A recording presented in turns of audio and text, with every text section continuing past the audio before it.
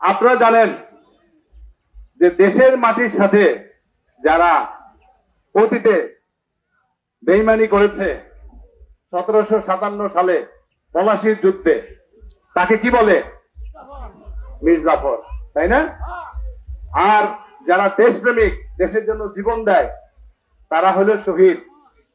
আমরা এটাতেই বোঝাতে চাই যে আমরা দেশের মাটির সাথে আছি, দেশের মানুষের সাথে আছি।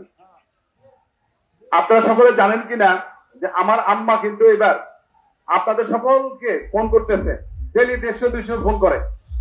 তা আমি আম্মাকে বললাম যে আম্মা, তুমি যে এখন এত ফিট আছো শারীরিক ভাবে, আমি বুঝতে পারি নাই। আমি যদি বুঝতাম তাহলে আমি ইলেকশন করতাম না, তোমার বাবার বাড়ি তোমারও দিয়ে করাইতাম। হ্যাঁ, ঠিক ছিল না কথাটা? কিন্তু যাই হোক, আমার আম্মা আমাকে দোয়া টোয়া করেছে, এবার দোয়া করে আপনাদের জিম্মায় ইলেকশন করতে পাঠিয়েছে কাজ করার জন্য। আমি এসেছি কৃষকের উন্নয়ন করার জন্য, আমি এসেছি শ্রমিক ভাইদের পাশে থাকার জন্য, আমি এসেছি শিক্ষিত যুবক তাদের বেকারত্ব দূর করার জন্য, আমি এসেছি শিক্ষিত বোনেরা বেকার হয়ে ঘরে বসে আছে তাদের কিভাবে জব ক্রিয়েট করা যায় সেগুলো করার জন্য।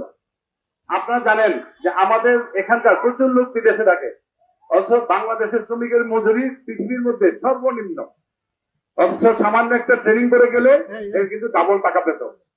কিছুই না, চোখেপুরের বাসাইলে 2টা ভালো ট্রেনিং সেন্টার করলে আমার এই ভাইরা কিন্তু একটা ভালো মজুরি বিদেশে পাবে।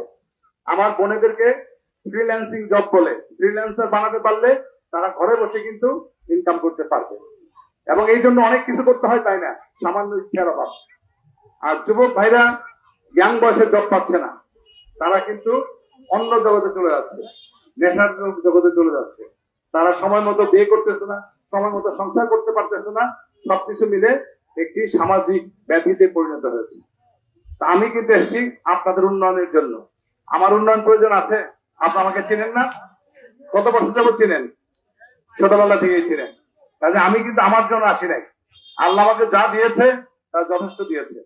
আমি কালকে একটা প্রোগ্রামে বলেছি, সালাউদ্দিন আলমগীর বারবার আসে না, যেহেতু এসেছে বাকিটা আপনাদের উচিত আপনাদের স্বার্থে তাকে ধরে রাখা, এটা আমি বিশ্বাস করি।